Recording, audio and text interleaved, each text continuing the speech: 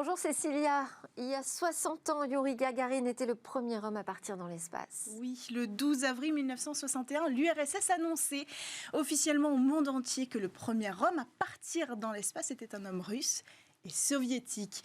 En fait, il a accompli la prédiction de Konstantin Tsiolkovsky, qui est le père de l'astronautique moderne et qui avait dit en 1935 que le premier homme à partir dans l'espace serait russe. C'est chose faite et ça a surpris tout le monde. C'était une véritable onde de choc, en particulier les Américains qui étaient à ce moment-là pas forcément pressés de partir dans l'espace, mais qui dès lors vont en faire un véritable enjeu national. Alors parlez-nous de lui. Quelle est son histoire personnelle ? Alors cet homme qui a ouvert la porte d'une nouvelle aventure spatiale est né en 1934. C'était le fils d'un charpentier et d'une paysanne et il a grandi sous l'occupation nazie. Ensuite, il a été formé comme ouvrier métallurgiste, puis comme pilote d'avion de chasse. C'est donc comme ça qu'il a fini petit à petit dans cette histoire spatiale. En fait, son aventure spatiale, elle a véritablement commencé en 1959 lorsque le processus de sélection des premiers cosmonautes soviétiques est lancé.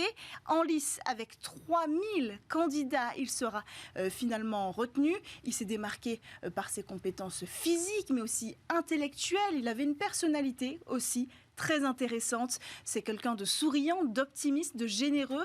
Il s'est fait remarquer, il y a une légende comme ça qui raconte qu'il s'est distingué auprès des patrons du programme spatial, particulièrement parce qu'avant de monter pour la toute première fois dans le vaisseau Vostok, il a retiré ses chaussures. Et en fait, ça, c'était une coutume, un geste quasiment incontournable en Russie à cette époque-là. Donc on pouvait s'identifier à lui. Donc ça, son parcours, sa formation, son histoire familiale en faisait la parfaite emblème du régime soviétique. Donc il a été choisi, il s'est envolé, mission réussie. Et quand il est revenu, il est devenu, je l'ai dit, à la fois l'emblème de la réussite du programme spatial soviétique, mais aussi de la réussite du régime et du modèle soviétique. Lui-même, il va devenir un héros national.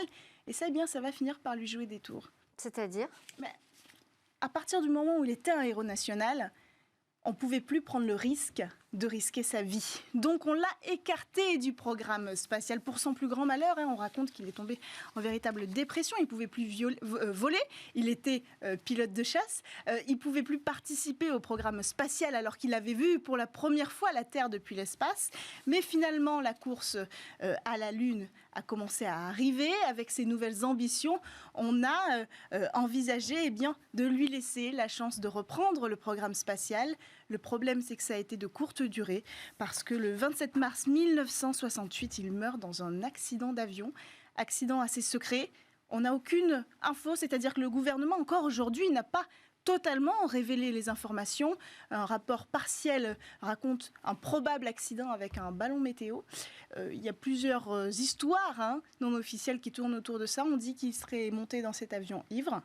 Ou alors, peu glorieux aussi comme histoire, on raconte que le régime soviétique lui-même, trop menacé par la lumière que prenait Youri Gagarin, l'aurait fait assassiner. Pour l'instant, on n'a pas la réponse officielle. Et voilà comment, à seulement 34 ans, la vie de ce héros, du premier homme à être allé dans l'espace, s'est éteinte. On va revenir au voyage de Gagarin dans l'espace. Vous pouvez nous remémorer comment ça s'est passé ? Alors, on est le 12 avril 1961 et cette mission, à l'époque, personne n'en a entendu parler parce que Baïkonour, le cosmodrome duquel est partie la fusée, il n'existe même pas sur une carte. À l'époque, il y a 50% de chances que ça réussisse, cette mission-là. Donc, la politique, c'est soit ça marche, soit ça ne marche pas, et dans ce cas-là, personne ne sait rien du tout. Donc, cette mission, elle a décollé à 9h07 de Moscou sous les encouragements du cosmonaute, qui s'est écrié dans le micro « Pochli », qui veut dire « c'est parti ». Cette phrase, elle deviendra culte.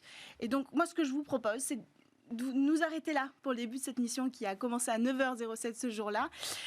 Et puis, je peux vous raconter la semaine prochaine comment ça s'est passé, parce qu'officiellement, ça a été une réussite, cette mission. Mais vous verrez qu'en réalité, Youri Gagarin a failli plusieurs fois perdre la vie.